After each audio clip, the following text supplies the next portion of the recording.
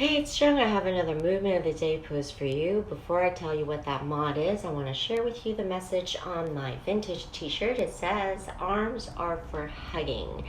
Ain't that the truth? And I am sending hugs to everyone today. This is going to be a longer post, so I'm giving you a heads up because it will be very comprehensive on the basics of jump roping. So everything from what jump rope you should use and buy and how to size it for yourself, and what's called the basic bounce is the jump that we're going to go over today. The basic bounce is where everybody needs to start and get proficient with before they can move on to anything beyond or even super fancy. So there's really no shortcut around being proficient with the basic bounce. So the jump rope types. So what I'm holding in my hand, this kind is called a speed rope. So the speed rope is obviously designed for speed, to cut through the air as fast as possible. So it's very thin, it's very lightweight, everything is lightweight. You have this cool little ball bearing mechanism right there that helps the smooth rotation. So that's one kind, and I'll show you a few more. I have a ton because I'm kind of a jump rope junkie, but also because I like to give choices to other people who jump rope. So this one, leather with a wooden handle, very old school, very Bruce Lee. I have nostalgia when I think about that because that's what I used growing up. This is also leather, but the point of this one is that the weight of the handle is about a pound each. So the weighted jump ropes are available to you. Of course, it will kick up the cardio and a little bit of an arm exercise. This is probably the most common kind you'll see in the stores. It's this plasticky material, and this is lightweight as well. I like the handles on this one. It has a little grip and a little push. Most of these types of handles you can unscrew on one end because that will allow you to thread the length through to adjust for yourself. This one I actually have these knots in. You could put 1 knot, 2 knots on each side to fine tune for your height, as well as a quick and dirty way of adjusting for the height or the length when you're, say, at a gym or a hotel gym or group class where you're using somebody else's rope and you don't have much time to adjust it. Just tie it up. This one is one of my go-tos. This is the Body Rock brand. Handle is a little bit different in the way you adjust, and I really like this method. There's a screw here which will loosen up and allow you to thread the length through. So that's convenient, and I didn't bother cutting this. I like to have that option for other people who are taller than me. And that brings me to when you purchase a rope, usually they will have an indication of the length of the rope, and that indicates just the cable part, not the handle itself. Rule of thumb, 3 feet longer than your height. So no need to get granular with inches, just 3 feet longer than your height. Once you have that purchase or that choice made with the right length for your height, and the price is $10 or less. That's my rule of thumb. So if you have a rope that's about $25 to $45, usually they're really marketing that to be your only rope so that you become more proficient with it. My thought is really that you should be able to get use any rope and still be proficient. So I don't really fancy getting locked into one type of rope. I like to switch around. So once you have that set, you still need to go ahead and adjust the length of the rope for your particular height and body length. And one of the best and quick and dirty methods to do that is to just fold the rope in half. Then you will step in the center of that rope and straighten that rope, and the top of the handle should be around your armpit, bottom of your armpit. So this one is showing a little bit longer. Okay, so that just gives you the best jump roping experience. And then again, you could fine tune it for your needs and for the type of jump roping you do. Now we'll talk about safety. You don't need a lot of space.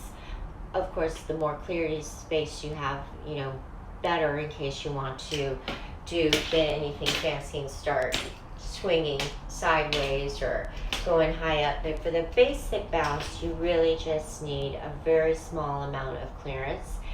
The flooring is important because you don't want to be on concrete. You want something with a little give. So that includes wood floors, carpet, linoleum.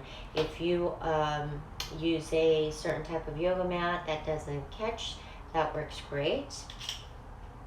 So from the safety, we will finally get into your actual body form. So your feet are going to be fairly close together, and the most important thing about the foot is that you're landing on the balls of your feet. So you're never landing on your heels or flat-footed. You're always bouncing on the balls of your feet.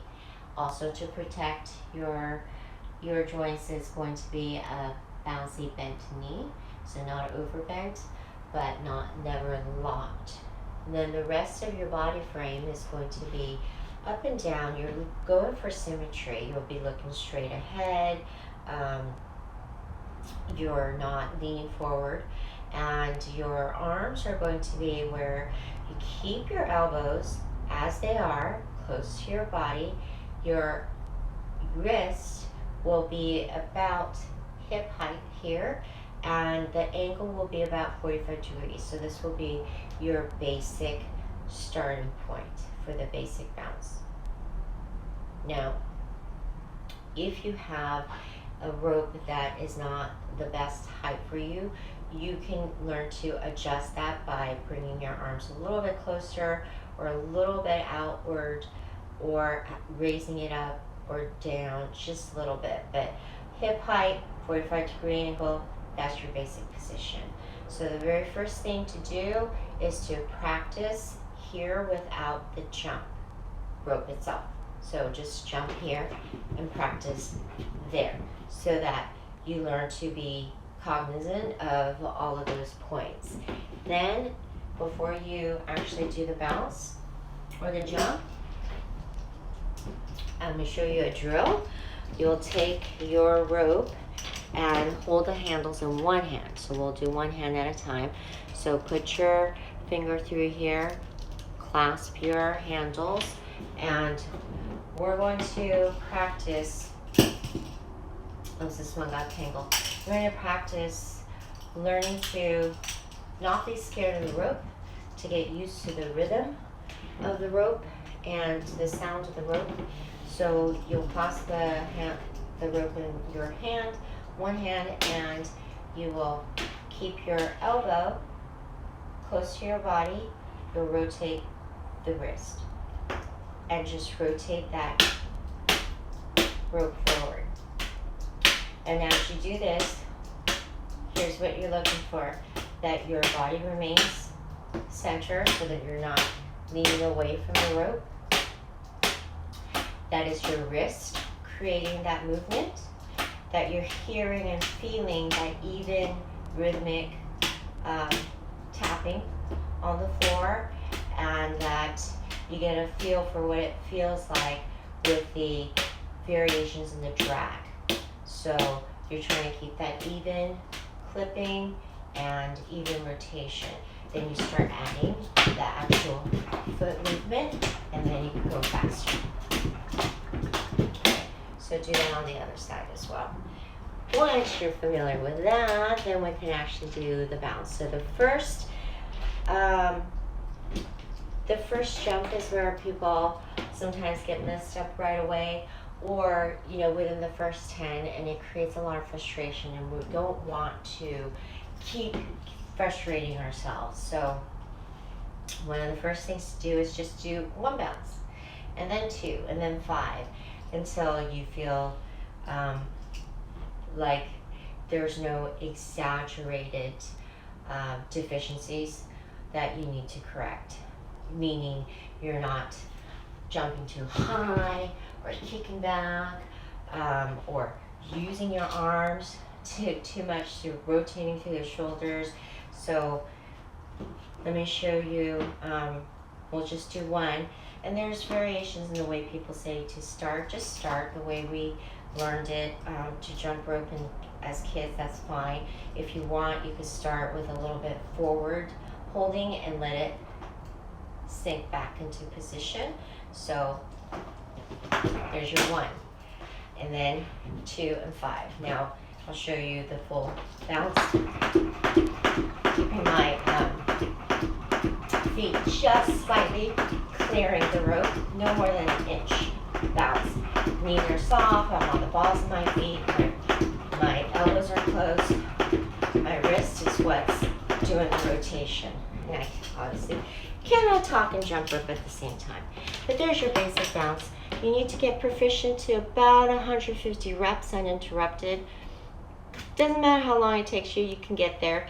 And then you will feel comfortable in order to segue into additional fancier moves. So, sorry this post was so long, but I wanted to be complete because I've had things about jump roping here and there and everywhere. So I just wanted to put it all together for you and get you started. Remember to start where you are, do what you can, use what you have, and move something.